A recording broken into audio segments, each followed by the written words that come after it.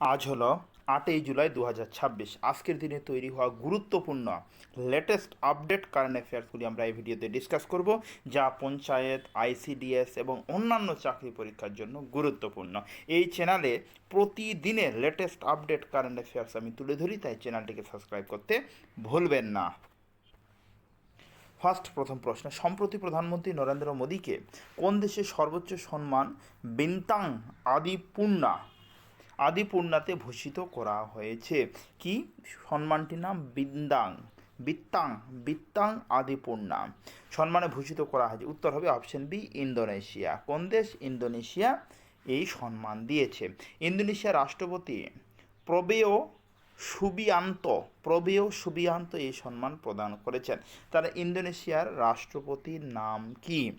Next, এটি প্রধানমন্ত্রী মোদির পাওয়া 35তম আন্তর্জাতিক সম্মান। নেক্সট প্রশ্ন নাম্বার হল 2। সম্প্রতি ব্রিক্স মহিলা কার্যনির্বাহী গোষ্ঠীর বৈঠক কোথায় অনুষ্ঠিত হয়েছে?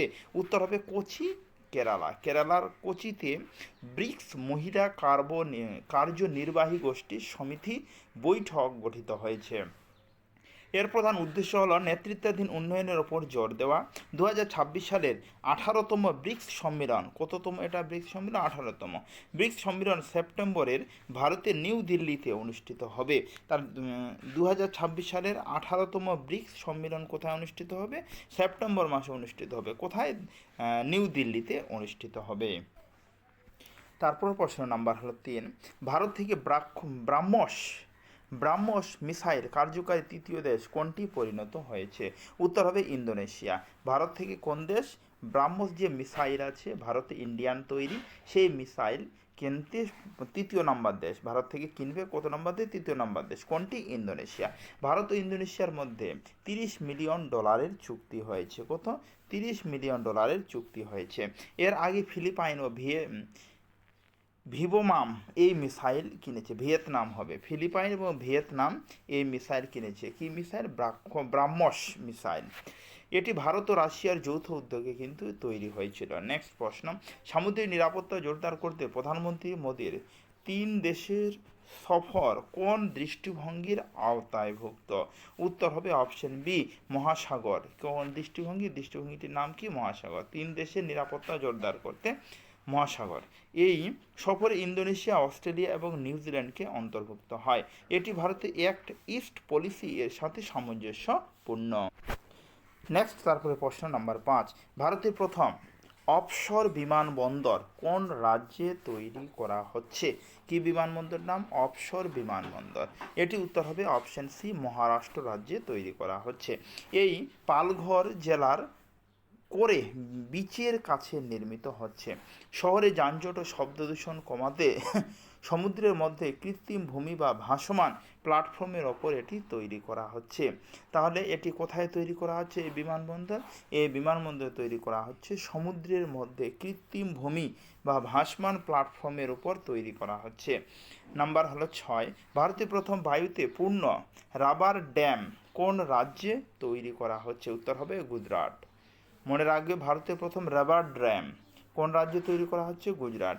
এটি দক্ষিণ কোরিয়ার প্রযুক্তিকে হিরণ এবং অম্বিকা নদীর ওপর নির্মিত করা হচ্ছে। হিরণ এবং অম্বিকা নদীর ওপর এই নির্মাণে খরচ হবে প্রায় 82 কোটি টাকা। এর আগের প্রশ্নটি মনে রাখবে, গুরুত্বপূর্ণ আছে, যে ভাসমান জলস্তরের ওপর বিমান ঘাঁটি বা এয়ারপোর্ট তৈরি হচ্ছে মহারাষ্ট্রে।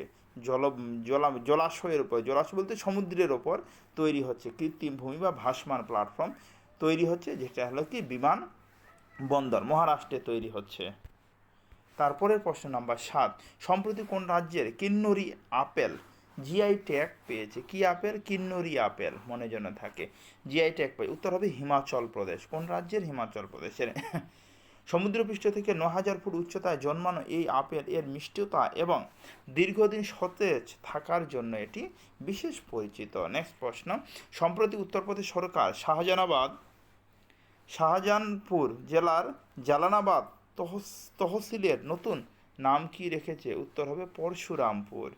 মানে সম্প্রতি উত্তরপ্রদেশ সরকার শাহজাহানপুর জেলার জালালাবাদ তফসিলের জালালাবাদের নতুন নাম পরিবর্তন করে কি রাখা হয়েছে?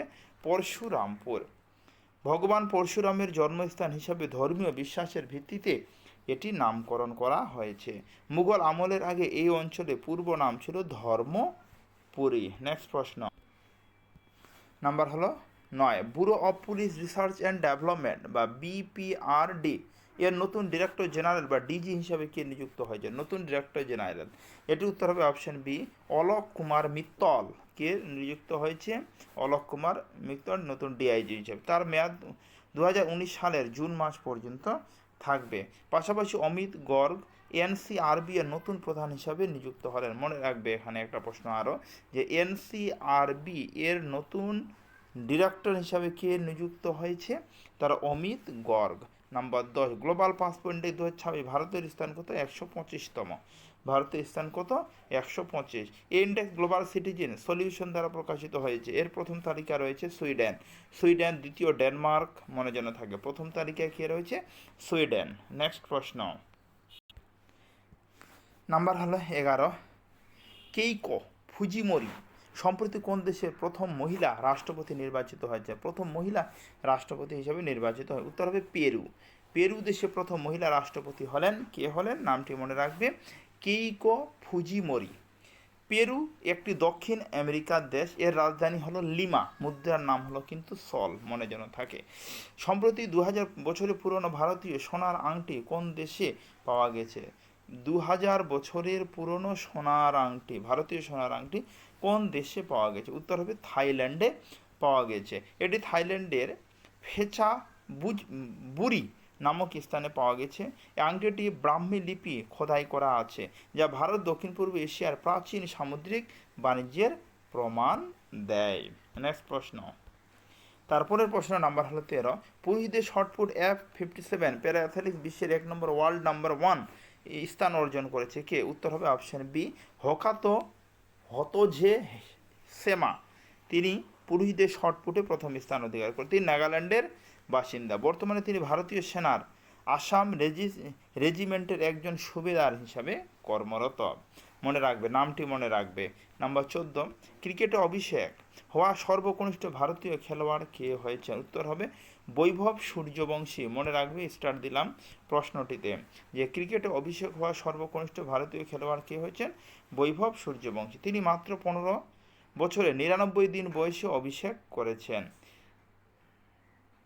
15 বছরে 99টি উইকেট করেছে। এর মাধ্যমে তিনি সচিন টেন্ডুলকার ও সাফালি বর্মার সর্বকনিষ্ঠ অভিষেকের রেকর্ড ভেঙেছেন।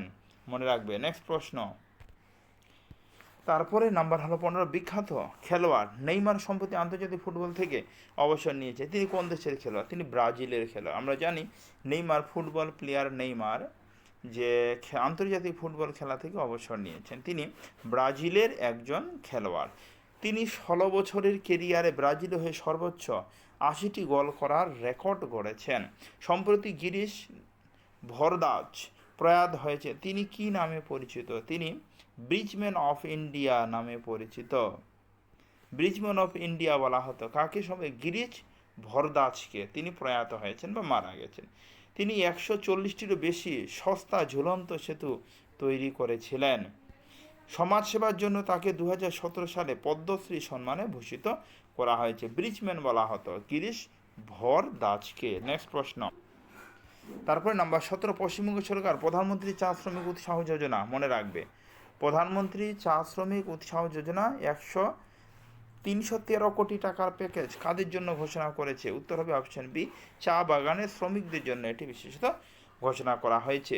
এটি একটি কেন্দ্র স্পন্সরড প্রকল্প। পশ্চিমবঙ্গ আসামের চা বাগানের শ্রমিকদের জীবনযাত্রা মান উন্নয়নের জন্য এটি বিশেষত ঘোষণা করা হয়েছে। লাস্ট প্রশ্ন, সামুদ্রিক পর্যবেক্ষণের জন্য HY2E নামক স্যাটেলাইট কোন দেশ উৎক্ষেপণ করেছে? উত্তর হবে চীন।